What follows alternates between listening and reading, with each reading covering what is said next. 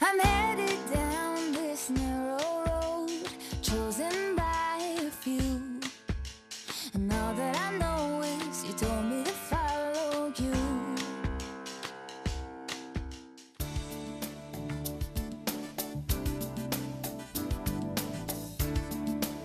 Boa tarde. Hoje estaremos falando sobre cisto no ovário. Para falar sobre isso, nós trouxemos a doutora Eliégina, que é ginecologista e que vai tirar todas as nossas dúvidas. Doutora, boa tarde. Boa tarde. Valéria, que vai nos dar os nossos endereços eletrônicos, que você ainda dá tempo. Pode mandar pergunta tanto no e-mail quanto ligar, né, Valéria? Boa tarde. Boa tarde, Ana. Boa tarde, doutora. Boa tarde. Bom, você fica à vontade para nos ligar pelo telefone 5644-5210 ou mandar um e-mail para vocemulher@r7.com ou através do nosso Facebook, facebook.com/vocemulhertv. É isso mesmo. No segundo bloco, nós iremos falar sobre a importância da autoestima. Você sabia que sua roupa fala sobre você? Nós convidamos a Carolina, que irá nos contar a história dela e como esse assunto tem a ver com a Carol. Mas fique conosco até o final, que você vai entender melhor sobre isso. E agora nós vamos à matéria e a gente já volta com as perguntas para a doutora. Os ovários são 2 órgãos localizados, um de cada lado do útero. Eles são responsáveis pela ovulação e pela produção de hormônios sexuais da mulher.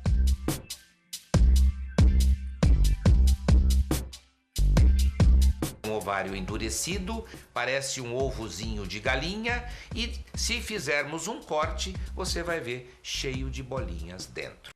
A falta de equilíbrio na produção dos hormônios masculinos na mulher chama-se síndrome dos ovários policísticos. Ela produz mais hormônios masculinos em quantidade irregular, comparando com o hormônio feminino, ela deixa de ciclar. É fundamental esse equilíbrio para que ela possa ter os ciclos regulares. Por causa dessa doença crônica, é gerado na mulher características específicas dos homens, como o aumento de pelos no corpo e a pele e cabelo ficam mais oleosos. Todos os meses, nós temos o eixo hormonal que é estimulado para produzir folículos e haver a ovulação. Se a ovulação não ocorre, esses folículos, eles deveriam regredir. Como eles não regridem, eles ficam na superfície e todo mês vai acumulando um cisto que seria um óvulo que não saiu. Karine passou por esse problema e teve sua menstruação desregulada durante anos. Eu menstruei com uns 10 anos. Aí o primeiro mês veio normal, aí depois começou a desregular. Aí fiquei uns 2 anos sem vir, aí veio de novo, ficou 1 ano vindo, aí depois ficou desregulado. A síndrome é responsável por 30% dos casos de infertilidade e esse é um dos principais problemas causado por ela. Ana Paula já havia desistido de ser mãe após passar anos por tratamentos e cirurgias. Num dos exames de rotina, o médico percebeu que o cisto, vários deles estavam crescidos e eu precisaria fazer uma cirurgia para retirar. Retirei dos 2 lados na primeira cirurgia, não lembro exatamente quantos, mas tive que tirar dos 2 lados. E aí, 4 anos depois, na verdade, eu tive que fazer mais uma cirurgia por outros cistos que também tinham crescido bastante. Eu tirei, acho que dessa vez eu tirei só 2. Mas quando ela menos esperava, a vida lhe deu um presente. De uma hora para outra, eu estava sentindo alguns efeitos, né? Algumas dores, algumas coisas diferentes. E fui ao médico para saber o que era, se poderia ser um problema de menopausa precoce, porque eu tenho histórico na família, ou se era só um problema hormonal. O médico achou que poderia ser endometriose, e quando a gente foi fazer o exame, foi fazer o ultrassom, que ele falou, olha, fica tranquila, não é endometriose, mas daqui 9 meses isso passa, você tá grávida. Todo mundo achou que eu não vinha mais, aí eu chegando. Alex chegou quando Ana Paula estava com 38 anos de idade. Esse é o presente mais precioso da minha mãe e do meu pai, né?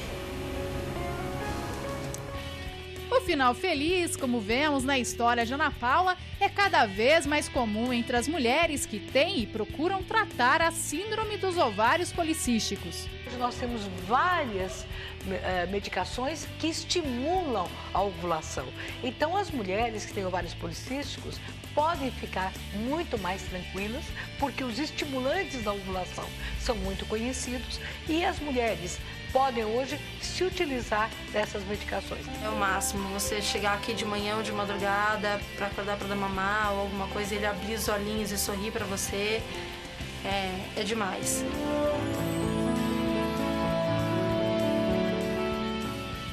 Para ter mais saúde e aproveitar as boas surpresas da vida, saiba mais sobre a síndrome dos ovários policísticos e seu tratamento no programa Você Mulher. Faça sua pergunta sobre saúde e envie para o nosso Facebook, facebook.com/vocêmulher, um espaço para você interagir e sugerir temas. Fique ligado e participe! Então vamos lá, doutora, o que são cistos no ovário? Bem, cistos no ovário são bolinhas de água que estão dentro do ovário. E que são essas bolas de água? Nada mais são do que uma alteração, uma função hormonal errada. Que não necessariamente pode ser uma doença, pode ser alguma coisa benigna. Tanto é que a maioria das vezes desses cistos são coisas benignas, mas que tem que procurar um ginecologista para avaliar o que é aquilo, que esses são cistos do bem e são cistos do mal. Então, ela não pode ser considerada uma doença. Doença, não.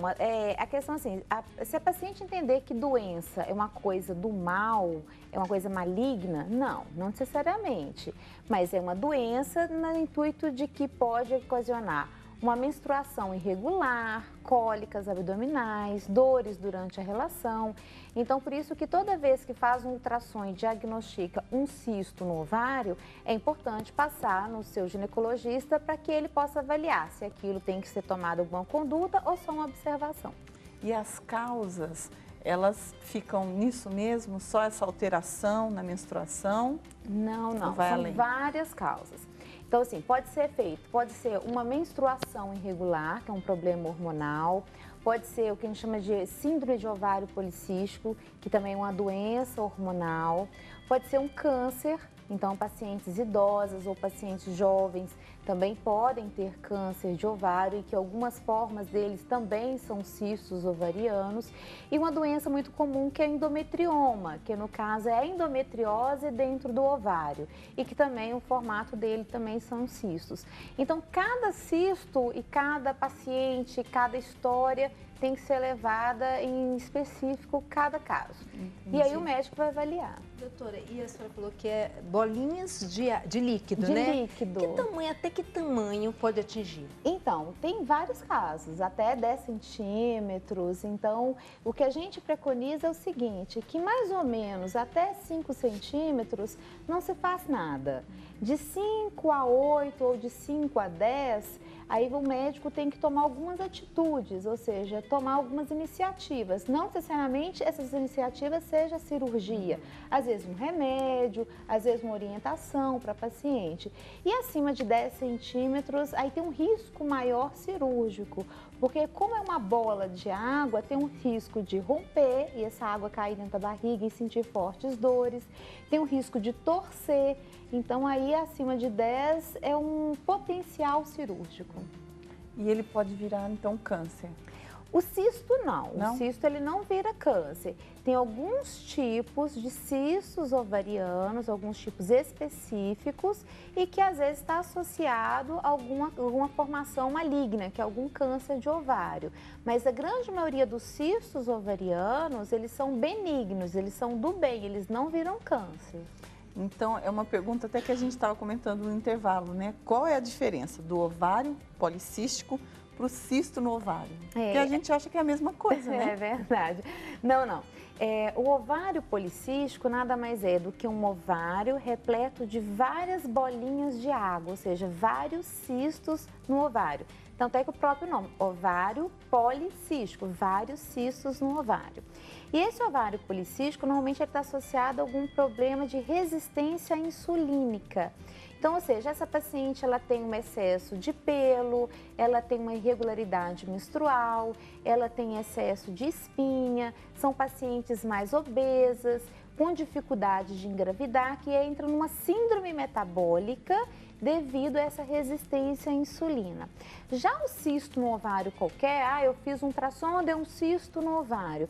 Às vezes esse cisto é um cisto de ovulação, que é um cisto bom, ou é um cisto que não é de ovulação, mas é após a menstruação, que também não tem problema nenhum. Às vezes é um cisto hemorrágico, que infelizmente, o ovário ele começou para a formação de um cisto para ovular e às vezes não conseguiu fazer essa ovulação adequada, mas um vasinho começou a sangrar e aí vem sangue dentro do cisto em vez da água. Então isso chama cisto hemorrágico e que são cistos completamente do bem. E a mulher com cisto, ela detectou que está com cisto no ovário, ela pode engravidar e se já grávida? Então, aí depende do tipo do cisto. Então, se a paciente, por exemplo, como que ela vai detectar esse cisto no ovário? Normalmente essa paciente ela vai procurar o ginecologista com queixas de dor, com queixas de menstruação irregular, com queixas de dor ao evacuar, com queixas de dor durante a relação sexual. Então, são queixas específicas de dores. E o ginecologista vai fazer o exame e vai pedir um ultrassom. Nesse ultrassom vai ser diagnosticado um cisto. Diagnosticou esse cisto, aí ele vai ver que aspecto que esse cisto. É um cisto que vale a pena repetir esse ultrassom após a menstruação, ou é um cisto que vale a pena tomar um anticoncepcional para secar esse cisto e para depois a pessoa tentar engravidar, ou é um cisto, por exemplo, de endometrioma, como eu falei anteriormente, porque esse cisto de endometrioma normalmente está associado à endometriose, e a endometriose dificulta a mulher engravidar. Então, aí no caso, a paciente teria que tratar primeiro esse cisto de endometrioma para depois tentar uma gravidez. E, doutora, esse caso de cisto no ovário, adolescente pode ter esse problema? É comum, mais comum em adolescente. É comum na fase fértil da paciente, né? Então, assim, no início da vida, vamos dizer assim, menarca, que é a primeira menstruação da paciente. Então, daquela primeira menstruação até os próximos 2 anos, é muito comum cistos ovarianos, porque os hormônios da adolescente que estão formando agora, então o ovário está aprendendo a trabalhar, então é comum ter esses cistos ovarianos. E mais comum também no final, quando a mulher está entrando na menopausa. Então são os extremos, tanto no início quanto no final, é muito comum dar cistos. A mulher que está entrando na menopausa, ela faz uso de hormônios. Isso pode aumentar ou não? O cisto ovariano? É isso. Depende do cisto.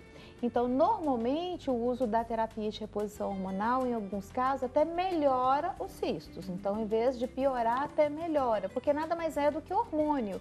Então, ele acaba controlando a função ovariana, evitando que tenha essas ovulações ou que tenha esses ciclos irregulares e que gera esses cistos ovarianos.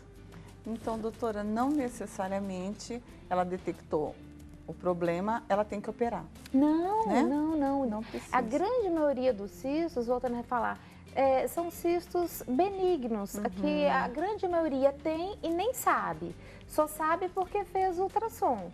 E assim, a minoria que realmente, infelizmente, tem que fazer a cirurgia, que é a videolaparoscopia, que é uma cirurgia que faz pelo umbigo, então são 3 furinhos na barriga e que o médico faz, retira somente o cisto, na grande maioria das vezes, não tem necessidade de tirar o ovário. É lógico que tem alguns cistos mais intensos, mas na grande maioria das vezes, o tratamento é um simples anticoncepcional.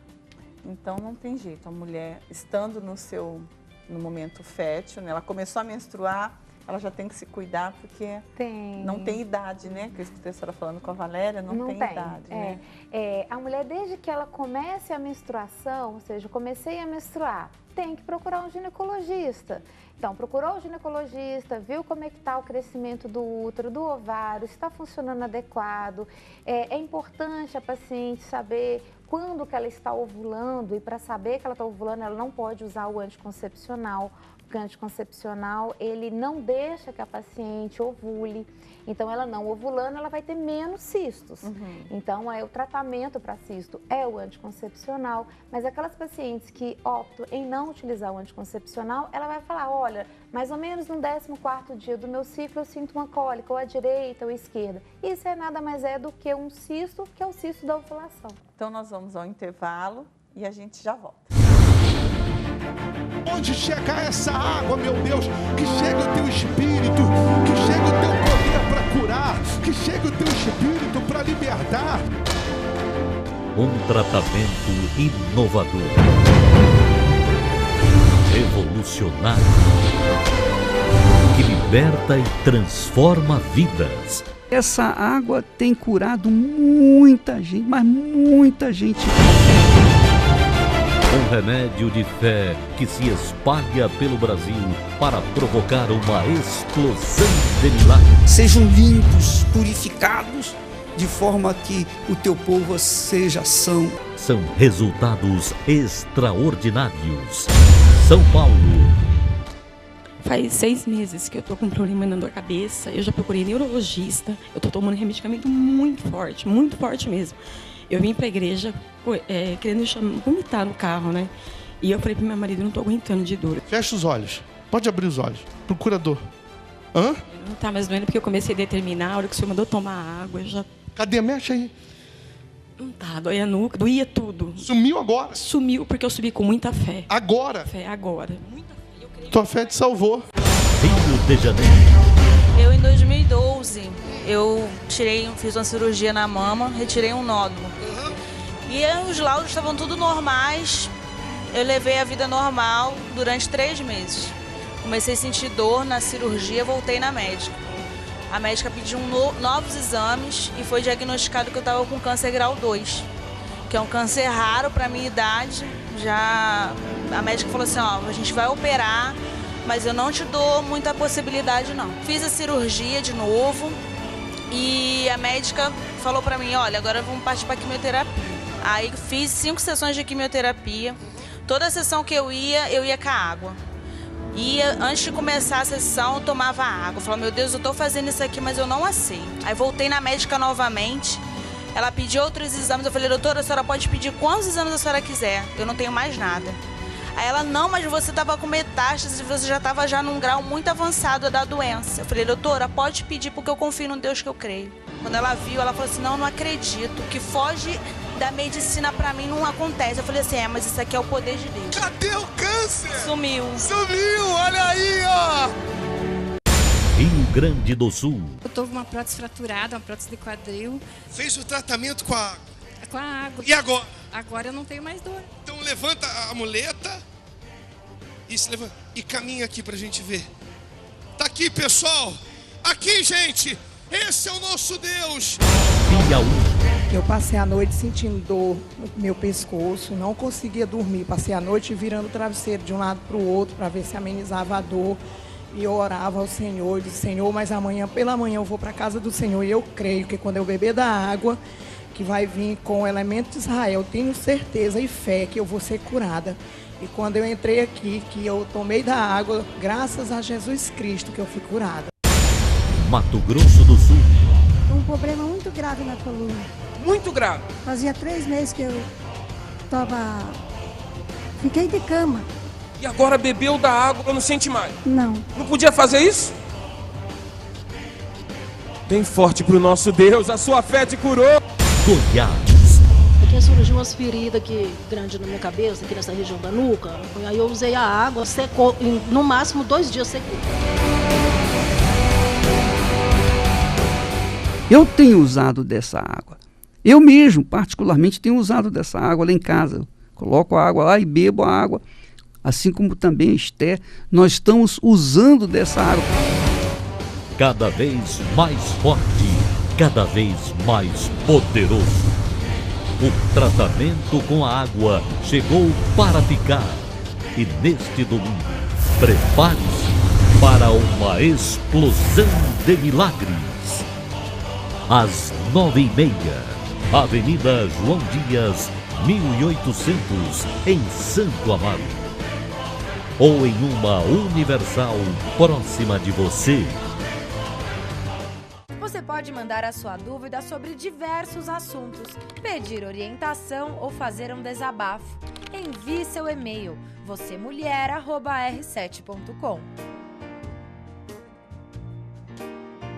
Então, doutora, o anticoncepcional, vale a pena lembrar que não é o anticoncepcional que foi bom para mim, que será bom para a senhora, né? Isso. Porque, de repente, essa menina, essa mulher aí do outro lado, ela fala, olha, eu estou tomando um que me ajuda. E automedica a amiga. Nós não estamos falando disso, não, né? de jeito nenhum, e nem aconselhável. É. Porque cada paciente tem uma produção de hormônio específico, cada paciente tem uma pele diferente e cada paciente tem uma necessidade diferente. Então, não é porque para você deu certo que para mim também vai dar. Muitas vezes é o contrário. Então, assim, é necessário ir no ginecologista para ele avaliar qual o melhor contraceptivo. Então, nós vamos ajudar a Daniela. Tá. Ela está perguntando assim, ó. Tenho cistos no ovário direito, mas não consigo engravidar. Me ajude, doutora. Ajuda, será um prazer. Então, primeiro a gente tem que avaliar que cistos são esses no ovário direito. Se são cistos de ovulação, se são cistos hemorrágicos, se são cistos de endometrioma, como eu falei anteriormente. Então, é importante primeiro que essa paciente procure um ginecologista, que o ginecologista vai avaliar esse ultrassom onde foi diagnosticado esse cisto. Talvez, já que ela quer engravidar, pedir um exame chamado histerosalpingografia, que é para ver se as trompas estão perfeitas, fazer uma ressonância magnética. Então, ou seja, o caso dela não está perdido, só que ela precisa de um acompanhamento especial, que é um ginecologista, para que consiga direcionar até que ponto esse cisto está atrapalhando uma gravidez ou não.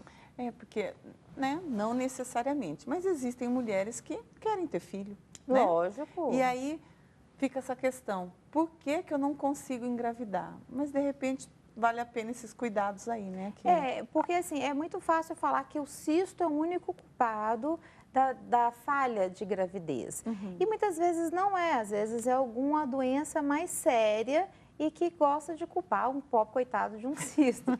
Que agora, tem culpa de tudo. Exatamente. Então, por isso que é importante individualizar cada caso. Tem cistos realmente que atrapalham a gravidez, que são endometriomas, que são cistos de sangue proveniente do endométrio, que é o da endometriose. Esse tipo de cistos realmente atrapalham a gravidez. Os ovários policísticos também dificultam a paciente engravidar. Agora, os demais cistos não, eles não têm nada a ver com a infertilidade. É só cuidar que vai pode engravidar. ir em frente. Aí nós temos aqui, ó, é um homem, o José, lá de Minas Gerais, ele fala assim, e quando os cistos, eu acredito que, de repente, ele usou o e-mail, é a esposa, né? Esposa. Porque um homem não ia saber tanto, olha só. E quando os cistos estão fora do ovário ou do lado de fora, o que fazer? A maioria desses cistos são paranexiais, normalmente são cistos chamados de hidrossalpinge. Então, assim, tem vários tipos e vários tamanhos. Então, por isso que cada caso é necessário que o médico analise essa paciente, veja o histórico, se sente dor, se não sente, o tamanho desse cisto, se são cistos provenientes, por exemplo, de fruto de uma histerectomia. Então, quando a paciente retira o útero e deixa as trompas e o ovário, é muito comum ficar esses cistos ao lado do ovário, que são nada mais do que um cisto de retenção após a cirurgia. Então, esses cistos têm que ser avaliados, que são cistos que merecem uma atenção, mas a grande maioria não é câncer, mas são cistos que tem que avaliar se há necessidade de abordar cirurgicamente ou não. E a diferença, doutora, quando é fora, quando é dentro, tem alguma diferença ou não? Todos são tratados iguais? Todos são tratados iguais. A grande maioria dos cistos que são fora do ovário, que são assim para-ovariano, é um cisto que merece uma atenção um pouco especial. Porque o ginecologista ele tem que estar certo do que é, se realmente não é dentro do ovário, se é fora do ovário, se não tem nenhum fator cancerígeno aí associado. Já os cistos ovarianos, a grande maioria, como eu falei, são cistos benignos. Então, o que difere? Se tem um cisto fora do ovário e um cisto no ovário, os cistos fora do ovário merecem uma atenção um pouco mais especial do ginecologista. E existe algum desses que podem desaparecer espontaneamente, por livre vontade? A grande maioria. A grande maioria. A grande maioria desaparecem na próxima menstruação ou 2 ou 3 menstruações. Tanto é que a maioria dos cistos ovarianos que é observado nos ultrassons, o ginecologista fala, olha, não, daqui 2, 3 menstruações, repete o ultrassom e que não vai ter mais nada. Porque são cistos, nada mais é do que alterações hormonais naturais da paciente. Então, não tem problema nenhum. Então, não vale a pena se desesperar, Imagina, né? não, vale a pena procurar o ginecologista. Isso que eu ia comentar. O que a gente faz aqui é uns esclarecimentos, a gente tira dúvidas, mas não substitui uma consulta, né? Não substitui, mas pode um pouco tranquilizar, que às vezes a paciente, ela abre o exame e aí vê cisto ovariano, coloca no Google, cisto ovariano é igual câncer de ovário, e começa aquele choro dentro de casa. Eu estudando, eu falei, meu Deus, porque a maioria, quando recebe essa notícia, por isso que eu perguntei, tem alguma ligação com câncer? Porque a maioria, né? Não tem. Já assusta e fala, tô com câncer. Não, a grande maioria dos cistos ovarianos são coisas benignas. Então, assim, eu já falo para a paciente, abriu o exame, viu? Cisto ovariano, ufa, calma. Não é nada sério, vou passar no ginecologista, possivelmente não vai ter que fazer nada e vai dar tudo certo. E, doutora, nós já falamos aqui das causas, sintomas, os tratamentos, né? Que existem uns que tem que chegar à cirurgia mesmo, mas a maioria, pelo que a gente viu aqui, não dá para ser tratado. Ficou alguma coisa que a gente possa abordar, que a senhora acha interessante a gente está falando aqui? Porque a gente já está chegando aos finais, eu sei, a conversa sempre é agradável, é uma consulta mesmo, é bem gostosa, mas que a senhora acha que dá para a gente comentar ainda nesses minutinhos? Eu acho assim, que cabe ressaltar aqui a importância, vou frisar novamente, é que a importância do acompanhamento ginecológico da paciente. Porque às vezes a paciente, uma adolescente, começou a entrar o início da vida menstrual e aí a menstruação fica toda descontrolada e às vezes a mãe não leva essa paciente no ginecologista. Ou às vezes a mulher em idade fértil, dia a dia, a menstruação toda descontrolada, também não vai no ginecologista. Ou ao contrário, a paciente está entrando na menopausa, a menstruação está toda descontrolada e não vai no ginecologista. E às vezes o simples fato de ir no ginecologista, fazer um exame, ver se tem algum cisto, ou fazer um exame de ultrassom, que é um exame simples, que não dói, identificar um simples cisto no ovário, melhora a qualidade de vida dessa paciente, ela vai render mais, vai ficar com menos dores e vai ser bem mais feliz. Então nós vamos ao intervalo e a gente já volta. Hoje, Nathalie é uma mulher que irradia felicidade. Uma advogada de sucesso que ao lado da família leva uma vida plena, realizada. Mas nem tudo foi tão perfeito como vemos agora. Ainda muito nova, ela passou por momentos terríveis em consequência da separação de seus pais. Vamos conhecer então como foi sua árdua trajetória rumo ao sucesso dos dias atuais. Na infância e na adolescência, né, nós tivemos o problema de separação na família. Nós sofremos muito com isso, eu e minha irmã, né? E vivemos com os nossos avós depois da separação. No começo da separação foi muito difícil, porque minha mãe acabou ficando com a filha menor, que seria um bebê, e eu, a minha outra irmã, que era do meio, ficamos com a minha avó. Então a gente teve que se separar dos nossos pais e se adaptar a uma nova vida, a uma casa que a gente não tinha costume, né? Que é a casa dos nossos avós. Apesar dos cuidados da avó, Nathalie perdeu o referencial do que é viver em família. Então, para se divertir e esquecer a ausência dos pais e dos irmãos a quem tanto amava, ela começou a frequentar várias festinhas. Mas o consumo de álcool, por vezes, era exagerado, o que se tornou mais um problema. E foi ali que conheceu um rapaz com quem logo firmou um sério namoro, chegando ao casamento. Logo depois da separação, com 11 anos, a gente perdeu essa referência de família, né? Então não havia muito acompanhamento. A minha mãe estava longe, meu pai trabalhava. Meus avós tinham, assim, aquele conhecimento limitado de avô, né? Então, com 13 anos eu já ia em festinha, já bebia. Com o tempo isso foi aumentando, mais festinhas, mais bebidas. Com 18 anos eu já comecei meu primeiro namorado, né? E já começamos a namorar. A gente namorou em torno de 4 anos, depois nós nos casamos.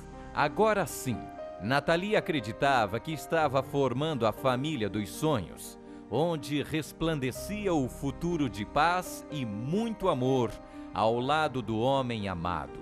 Mas o tempo foi passando e com ele foram sendo dissipadas as ilusões de menina. A realidade que se apresentava a ela era muito mais cruel. Brigas e desentendimentos davam a tônica do que seria a vida dentro desta casa. Porque o casamento, hoje eu sei o que é um casamento. Naquela época eu não tinha assim muita noção do que era uma vida familiar, do que era um respeito com o marido. Então, tudo que ele falava eu contradizia, a gente brigava muito. Não tinha uma união econômica, o dinheiro que era dele, o meu era meu. A gente não tinha uma união, vamos fazer os dois juntos. Era diferente, cada um seguia o seu caminho. Durante o casamento, todas as discussões que a gente tinha, eu acabava as discussões, eu ia beber, porque eu achava que aquilo ia me confortar. Passava a bebedeira, o casamento continuava a mesma coisa. E às vezes, durante eu estar bêbada, eu agredia ele, falava coisas que não devia.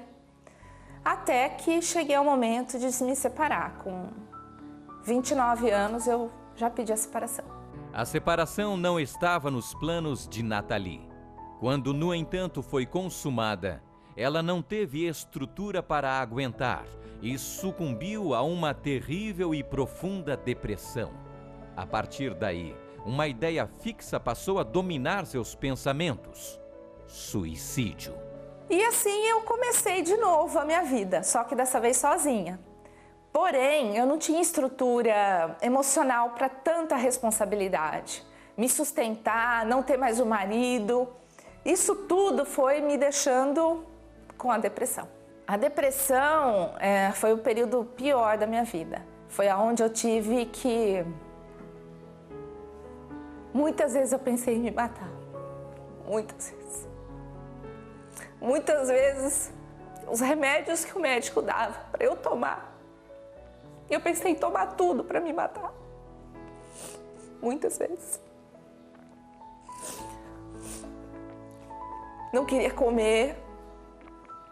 E algumas vezes, eu falava para minha mãe: mãe, eu não sei como sair disso, eu não tenho mais vontade de fazer nada. Eu não tenho vontade de nem tomar banho. Nada mais fazia sentido para esta moça, que depositara todas as suas esperanças na convivência com o homem amado. E numa sequência de distúrbios emocionais, Nathalie acabou inconscientemente por tentar dar fim à sua vida de outra forma, pouco a pouco, através do desenvolvimento de uma séria doença, a bulimia. Quando eu me separei, eu estava com 60 quilos. No prazo de 6 meses, eu perdi 12 quilos. Eu cheguei a 48 quilos. Nessa época que eu estava com 48 quilos, eu me olhava no espelho e achava que eu estava gorda. Aí eu descobri que eu estava com aquela doença chamada bulimia. Tudo que eu comia, eu queria vomitar. Eu comia um pedaço de pizza à noite, eu ia no banheiro e vomitava. Durante o dia, eu procurava não comer quase nada, tomava café para me manter, mas eu achava que eu estava gorda. Passava na rua, as pessoas falavam: nossa, como você está magra? Eu falava: não, eu ainda preciso perder uns quilinhos. Cheguei ao ponto de, na academia que eu frequentava, o dono da academia chegou em mim e falou: se você não procurar um médico, eu vou proibir você de frequentar a academia. Porque você está doente e não está percebendo, e isso pode me trazer algum problema aqui na academia. Eu dizia para ele: não, eu estou emagrecendo porque eu quero fazer regime, mas mal sabia que era uma doença, né? Sua mãe já não sabia o que fazer para tentar ajudar a filha.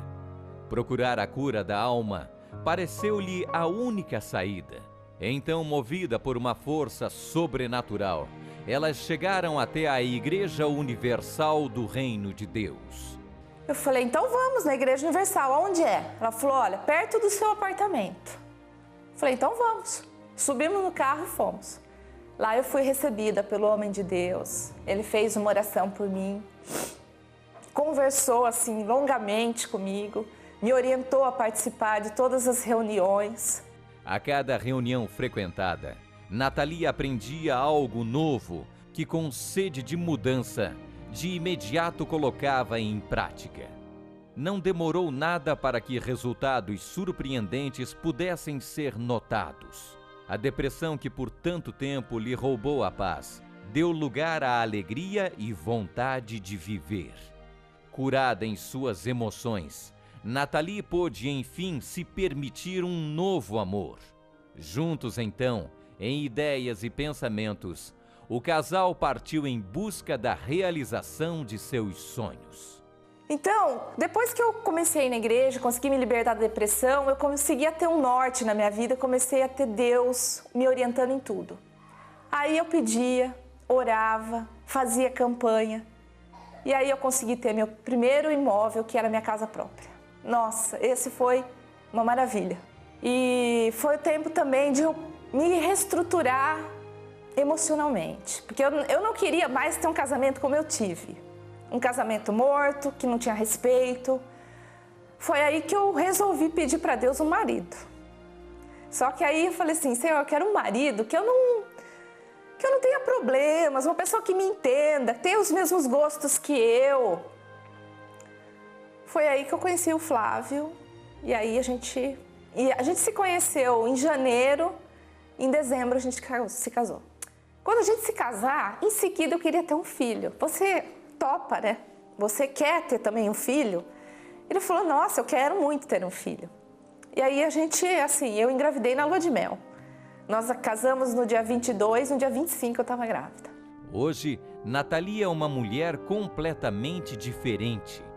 Ser chamada de mãe foi uma das mais valiosas conquistas que alcançou. E é ao lado da família feliz que ela aproveita cada dia de sua existência, sabendo que tudo o que tem é só o começo do maravilhoso futuro que a aguarda por meio da efetivação de sua fé, mediante os ensinamentos recebidos na Igreja Universal do Reino de Deus.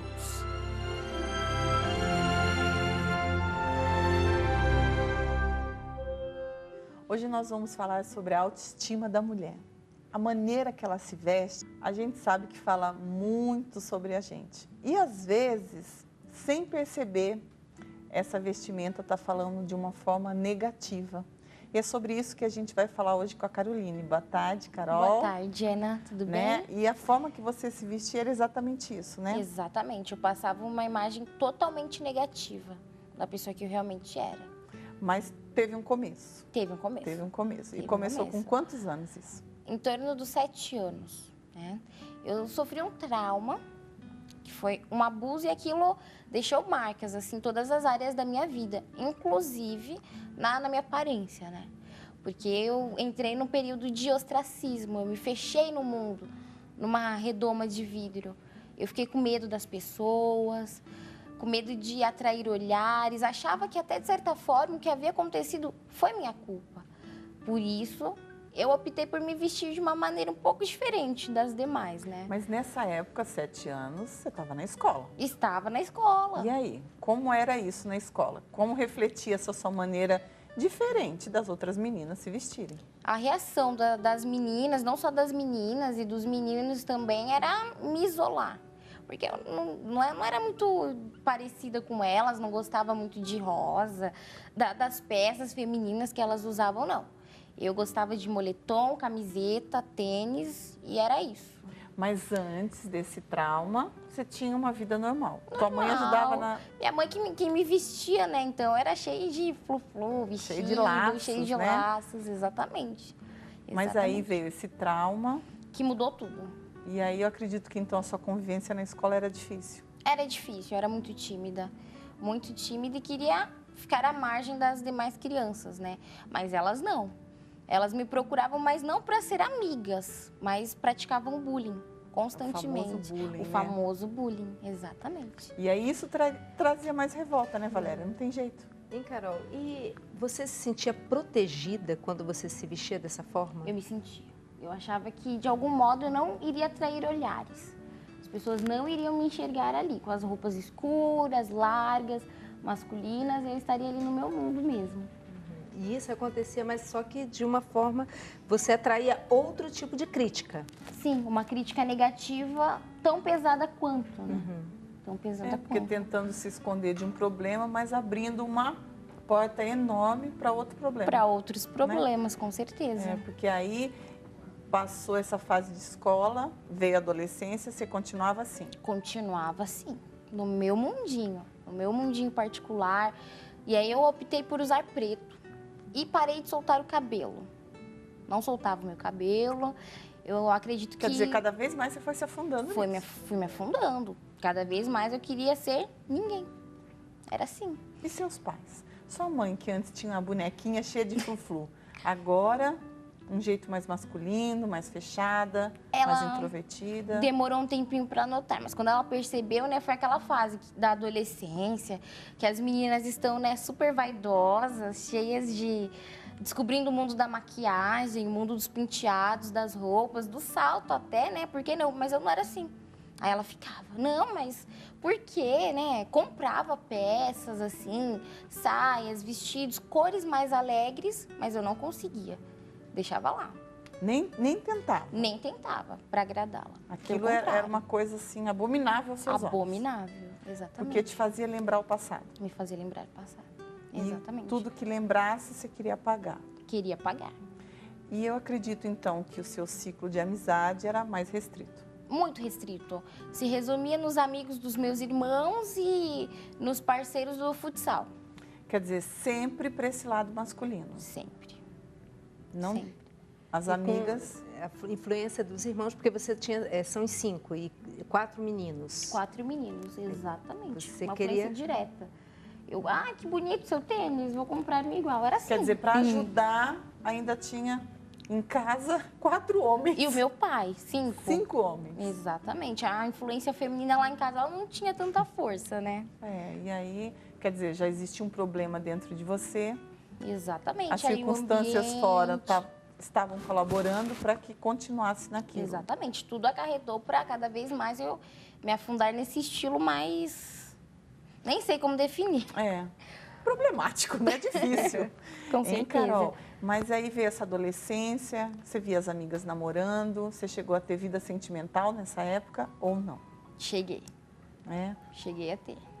Mas ele te aceitou nesse círculo aí de amizade? Ela. É porque não tem jeito, né? Uma coisa puxa a outra, né? Exatamente. Quer dizer, às vezes a pessoa critica, julga, né? Quem resolve ter um estilo de vida diferente, mas a gente vê que não tem jeito. Para toda situação, a gente sabe que ali existiu uma raiz. Com ali certeza. tem uma raiz, porque para todo problema tem uma raiz, né? O meio interferiu diretamente, porque eu não conseguia ter os olhos para os meninos como as meninas, porque me lembrava o que me havia acontecido anos atrás. Quer dizer, uma cicatriz que estava ali o tempo todo que... Latente. Tipo, gente, eu achava que se eu arrumasse um namorado, ele ia fazer o mesmo, eu ia sofrer a mesma coisa. Por isso que eu busquei fugir daquilo. Desviar o meu olhar totalmente. E aí, nessa época, seus pais aceitaram? Não tinham não participação? Não souberam dela. Mas o estilo era notório, né? Isso deixava minha mãe bastante decepcionada, porque não é aquilo que a gente desenha, né? A mãe, quando tem a menina, tem aquele estereótipo, a bonequinha tem. E eu não me encaixava nos padrões de planos. Ela queria que eu fizesse balé, eu jogava futsal. Eram coisas assim totalmente ao opostas. extremo, né? Totalmente. Mas até que quantos anos? Com quanto tempo durou isso? Essa fase? Em torno de uns 5 anos. torno de 5 Quer dizer, anos. bastante, né? Bastante tempo. Sofreu um bocado. Sofri um bocado. Mas teve um momento que, quando caiu a ficha, quando você viu que havia uma luz no final do túnel, que você poderia, de fato, arrancar todo esse trauma, arrancar essa raiz mesmo, né? Não é nem o mal, é arrancar a raiz, de onde estava lá. Então, na realidade, ainda que eu estivesse inserida nesse mundo, eu era infeliz. Eu era infeliz.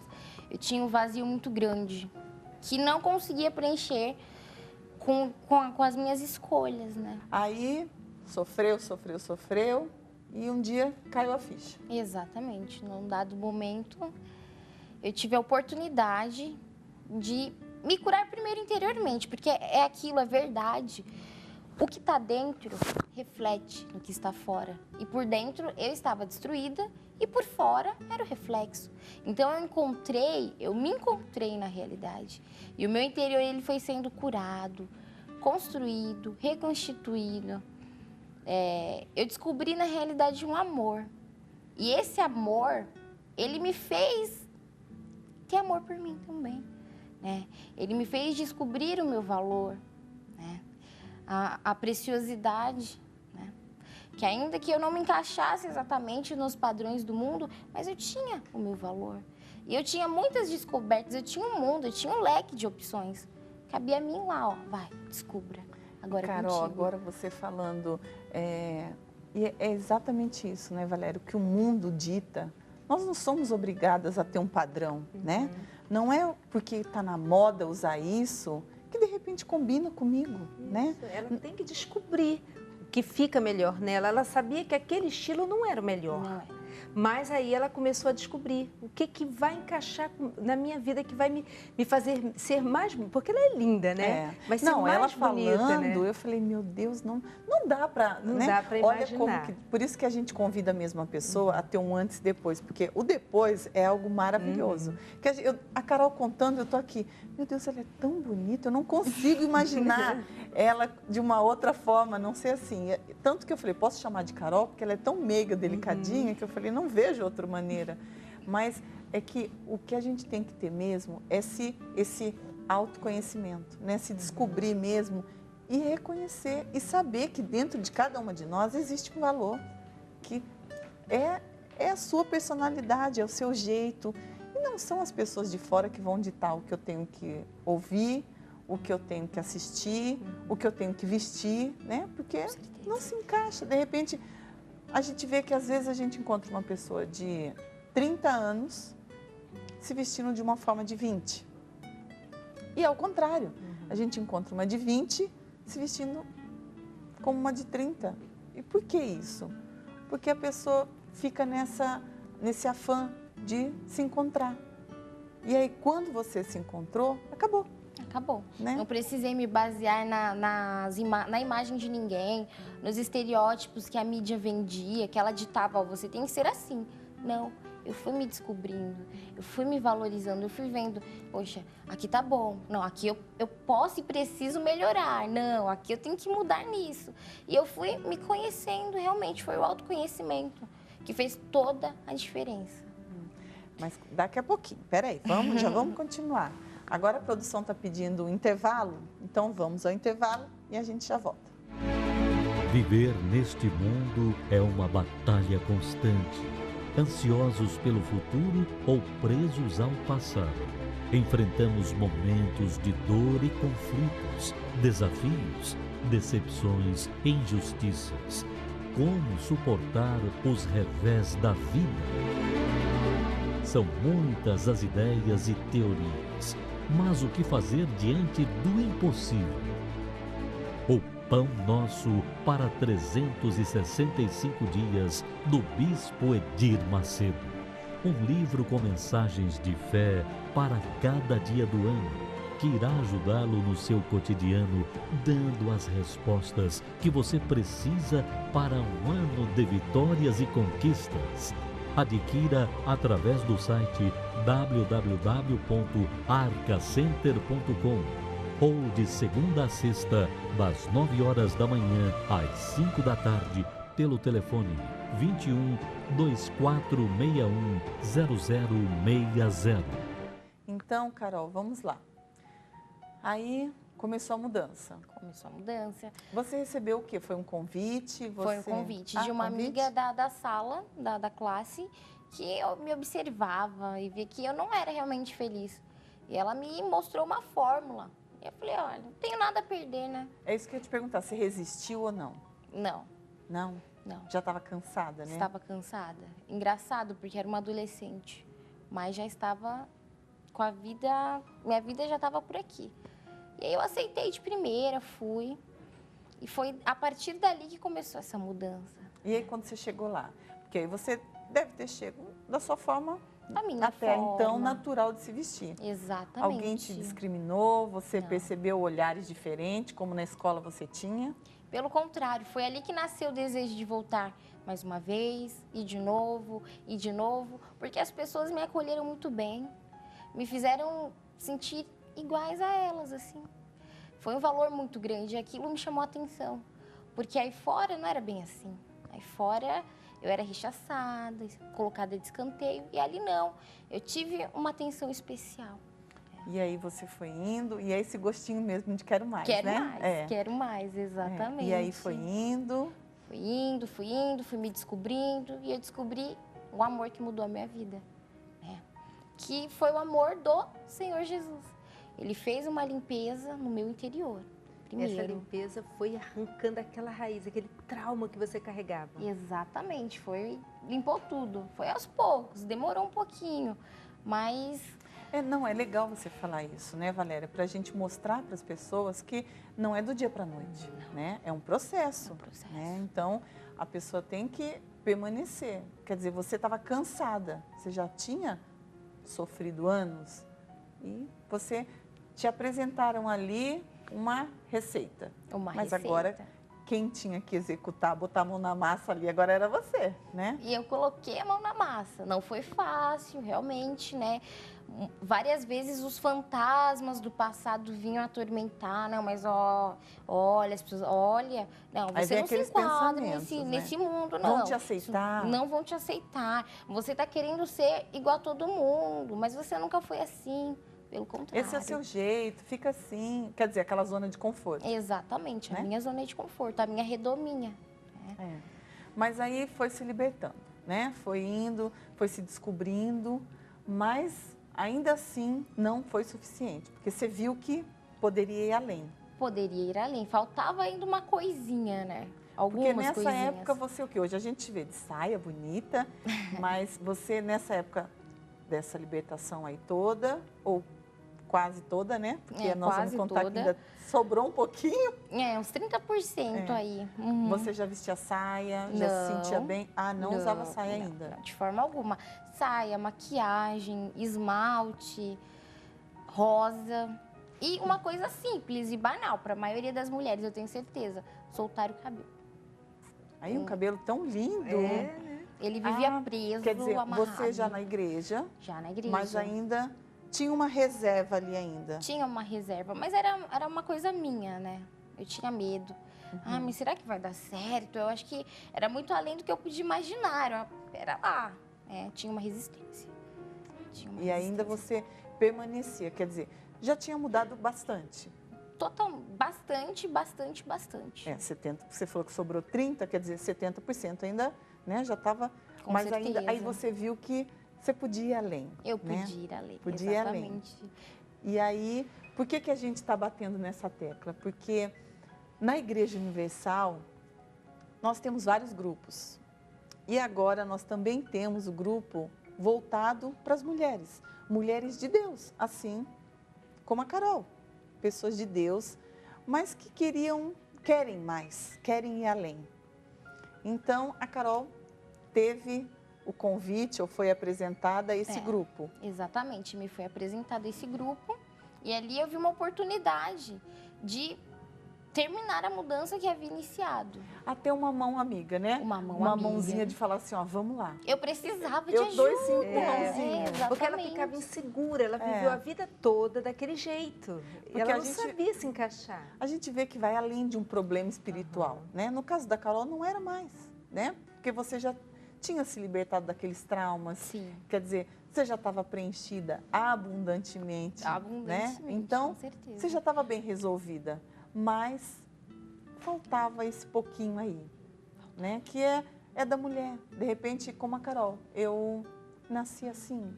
Então, acho que essa evolução que eu já tive tá legal. Boa, já chega, né? Mas aí foi te apresentado que você podia ir além. Eu podia ir além. Que aí dentro existia um pouquinho mais ainda. Eu tinha podia mais florescer. potencial, eu tinha que explorar. E eu recebi todo o apoio, todo o suporte, dicas. Não, mas espera lá, pode isso, pode aquilo, mais isso, aquilo. E as mudanças que faltavam, a obra estava 70% concluída. E os 30%, eles foram se completando, né? Quer dizer, você não estava satisfeita, né? Não estava. Eu sabia que tinha Sabia mais. que tinha algo mais, né? Mas era um terreno novo, eu era insegura, não sabia onde eu estava pisando. Eu precisava de apoio. É porque tudo que é novo, né, Valéria, causa esse medinho, se a gente pode falar assim, né? Causa essa insegurança. Então, um apoio, uma amiga do lado, com certeza a gente caminha. Faz toda a diferença. Faz toda a diferença. E fez. Né? Teve essa amiga? Tive muitas amigas. Porque é um grupo, né? Não existe acepção de pessoas, né? De forma alguma. O critério que a gente vê que é o que pesa é você querer, né? A pessoa querendo, com certeza ela vai conseguir. Você conseguiu. Consegui. E aí como que foi? Depois que você entrou, nós estamos falando para você que tá tão curiosa, que grupo é esse? Nós estamos falando do Godlywood, que é um grupo que tem feito assim, como fez na vida da Carol. Eu também posso falar, que também faço parte, Valéria também pode falar, né? É um grupo de mulheres que realmente querem se valorizar, querem aprender mais, querem se aprofundar nas coisas de Deus e, com toda certeza, ser um referencial bom para as pessoas que estão do nosso lado, né? Ao nosso derredor. Com certeza. E aí começou a Carol, esse 30%. Aí a Carol começou a usar saia, então? Saia, maquiagem, esmalte. Peraí, hoje eu vou usar o cabelo assim, assado. Só para que a pessoa que está em casa, de repente, fala assim, mas isso é um pouco fútil, usar esmalte, usar batom. Mas para você, era a sua dificuldade. Era um desafio. Né? Era uma barreira que precisava ser transposta. Como, por exemplo, para algumas, para você já foi mais fácil. Você já tinha vencido 70%, mas para algumas, a necessidade desse 70%, ela buscar no grupo, né? É que você já tinha vencido, então precisava só esses 30%, que era o esmalte, que para algumas isso é fútil, mas para você era uma barreira enorme. Exatamente. Né? O que a gente está querendo aqui mostrar com isso, que não é o que é, de repente, para você difícil, para uma outra pessoa é mais fácil, mas que todas nós temos dificuldades, mas que todas podemos vencer. Então, depende da sua atitude, depende do seu querer. Portas existem para isso. A gente está te apresentando aqui. A Igreja Universal tem as portas abertas todos os dias, para que tenha um antes e depois, para que essa força que você precise, você pode ter certeza que aqui, num Deus vivo, isso pode acontecer. Basta uma atitude sua, basta você se valorizar e acreditar em você. Acreditando em você, existe um Deus que te valoriza e te aceita e quer mudar toda e qualquer situação para que você seja tão melhor quanto Ele te fez, tá bom? Então fica aqui o nosso convite, né, Carol? Para que essa pessoa, com certeza, assim como você venceu, venha vencer também, venha mudar, venha romper os seus limites, né? Nada é impossível. É isso mesmo. Nada é impossível. É isso. Fica essa palavra para você. Nada é impossível. Tudo é possível ao que crê. Então, se você creia, tome atitude, tá bom? Tenha um ótimo final de semana. Que toda a sua casa, toda a sua família seja abençoada. E segunda-feira a gente está de volta, tá? Eu queria agradecer a Carol, que eu tenho a certeza que abençoou muitas e muitas que estão aí do outro lado, a Valéria. Deus abençoe. Tchau.